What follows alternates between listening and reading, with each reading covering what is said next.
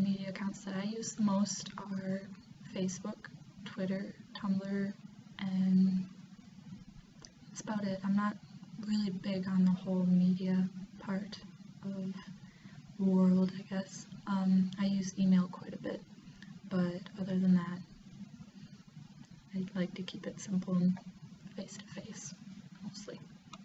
My Facebook account, I hardly ever post anything on a timeline, and if I do, it's usually just spur of the moment type of stuff. Like, I don't know, I talked about the weather in Minnesota and how it was weird the other day that it was 60 degrees and it started snowing. So, I don't know, that's about it. That was probably the first time I posted anything on Facebook in a really long time. And if you go to my Facebook account, you can see that I don't post almost anything on my timeline. And it's usually my friends tagging me in a picture or something like that. If you look at my profile picture, you can tell that I was a softball player in high school. Maybe you can't tell it was high school from that, but I played softball, and my cover photo is me in a swimming pool with one of my friends, and you can probably guess that I like to swim, which isn't true. I don't like swimming that much, but I just like being with my friends. So yeah. In my Facebook profile account, you can tell that I have around 400 friends on Facebook, but usually I don't really talk to most of them. They're more of like acquaintances. I've met them before, maybe said a couple words to them, but I don't talk to them every day, and if I did, that would be quite impressive. But yeah, and you can tell from my pictures that I do like to hang out with my friends quite a bit, and I don't ever take selfies and post them online very often, so I'm kind of more reserved in that fact, I guess.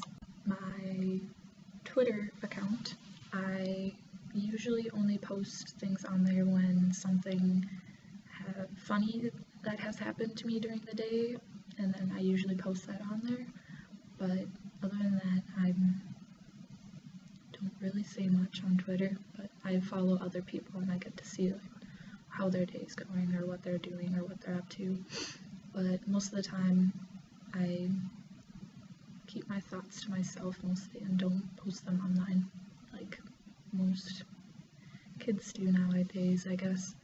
So, and as for my Tumblr account, I usually only post pictures, or repost, I guess you could say, pictures online of the people that I follow, and they're usually like inspirational quotes or something of that sort, or if it's something comical, for instance, like a comic strip, or just a picture that, like, find what looks funny in this picture, and then once you find it, it's really funny. I don't know.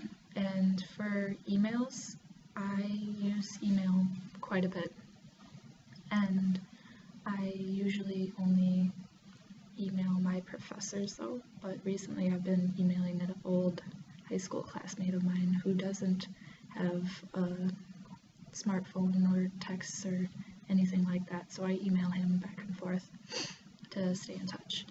When I was in 9th grade in high school, I had a teacher that was teaching us about like careers and stuff and how to make a proper resume, and he said if you have